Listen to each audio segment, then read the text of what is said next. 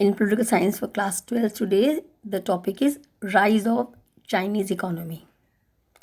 That is the third alternative center of power to act as what? Alternate center of power to challenge the US hegemony. We have talked about European Union and ASEAN, and a third alternate center of power is China.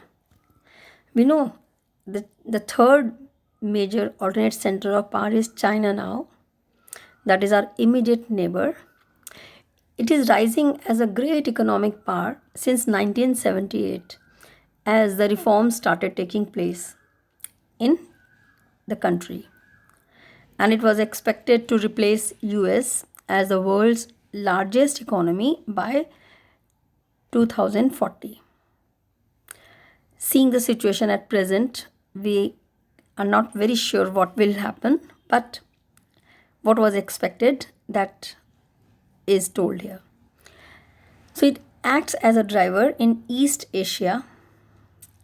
Its economic growth is strengthened by its population, resources, location, land mass, and political influence. In 1949, after the Communist Revolution under Mao Zedong, the economy was modeled on Soviet models where state controlled heavy industries funded by the capital accumulated by agriculture, and it substituted imports by domestic goods to get foreign exchange and to buy technology from the world market. And this led to the establishment of industrial economic model. It assured the social welfare and employment, health, education for all. But its growth rate, although it was growing fast, but did not match with the increasing needs of the huge population. So it also felt economic crisis. This led to review the economic policies in 1970s and ended its economic isolation in 1972 and started establishing close economic relations with USA. Then it brought modernization in main four areas or fields.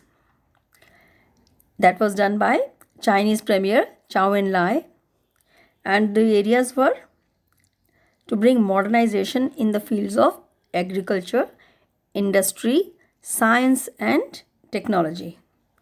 And this happened in the year 1973. Then in 1978, the supreme Chinese leader Deng Xiaoping announced the open door policy. Very important.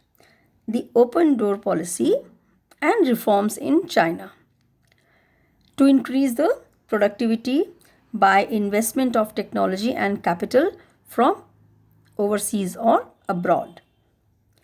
And it adopted market economy step by step, not all together.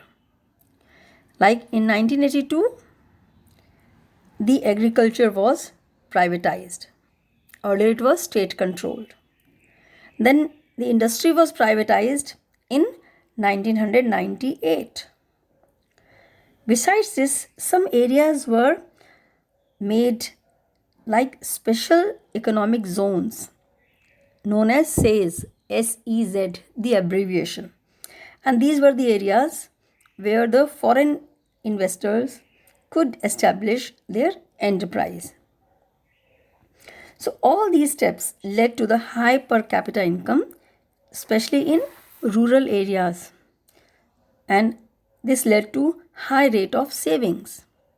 And it became the center of FDI. FDI, foreign direct investment. Then in 2001, China became the member of World Trade Organization. Okay, and that also helped to boost its economy. But we see that although unemployment, working conditions, corruption, environmental degradation have also increased, but its investments and aid in the countries in Latin America and Africa have helped it to project itself as major global player in the world. That's all about the Chinese economy.